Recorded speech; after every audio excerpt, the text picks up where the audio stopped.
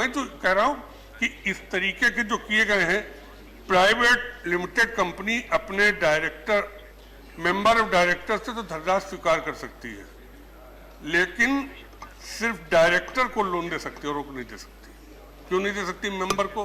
श्रीमान, बड़ी छोटी छोटी कंपनियां हैं जो बहुत छोटा रोजगार करती है, वो अपने मेंबर्स को दे दें अगर पैसा, तो उन्हें तो ब्याज मिलेगा, मेंबर्स रहेगा, कंपनी काम करेगी। और मैं कह सकता हूं, जब से बिल आया है तब से हजारों कंपनी बंद हो गई, बहुत बड़ा आपका बिजनेस अफेक्टेड हुआ है। खाली 17 से मैं तो कहता हूं इसको सेलेक्ट कमेटी में दीजिए। आपने सजा का प्रावधान इतना करा है, 138 134(8) में देख लीजिए आपने सजा का प्रावधान 3 साल किया। क्या जरूरत थी सजा के लिए? तो आपने इतने एक्ट बना रखे हैं, आपने बनाया ED, FEMA, income tax, SEBI, custom, excise, अब कंपनी ला। ऐसा लग रहा है इस देश में हर चीज का निदान जो है वो जेल भेजना ही है और कोई निदान नहीं। क्यों सबको बेईमान समझ लिया गया? मैं कहता हूं 134(8) में भी जैसा धारा 128 और 129 में प्रोविजन है, उस प्रोविजन को क्यों नहीं आप कर देते? क्या दिक्कत है? सेक्शन 185 आप देख लें, इस धारा में प्रावधान है कि कोई भी अपने कंपनी निदेशक, डायरेक्टर्स को ऋण नहीं दे सकती, जबकि पहले में था कि निर्देशक को ऋण दे सकती है, अपने मेंबर को भी ऋण दे सकती है।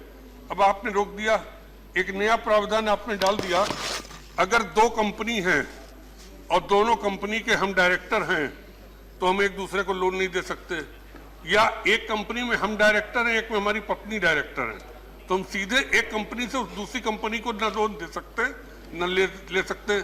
अगर हमें देना है लेना तो तीसरी कंपनी को हम दें और फिर उससे लौट के हमारे पास आए। फिर इसकी क्या जरूरत है?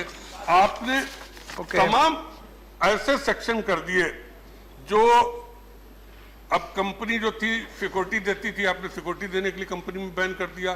तमाम सेक्शन में आपने सजा का प्रावधान कर दिया। तो मेरा वित्त मंत्री जी से ये कहना है कि माननीय वित्त मंत्री जी, आप 6 महीने के लिए कोई कमेटी बनाइए, इससे ज्यादा ना बनाइए। वो कमेटी सब लोगों से राय ले ले, लोग अपने सजेशन दे दें और उस सजेशन को 6 महीने के अंदर आपको रिपोर्ट दे दे, और उस रिपोर्ट के बाद अगर आप पूर्ण रूप से कंपनी लॉ में अमेंडमेंट करके लाएं तो शायद सफलता भी मिलेगी और लोग इसको स्वीकार करेंगे। अन्यथा संख्या के बल पे अगर आप इसे कराना चाहें तो अलग बात है।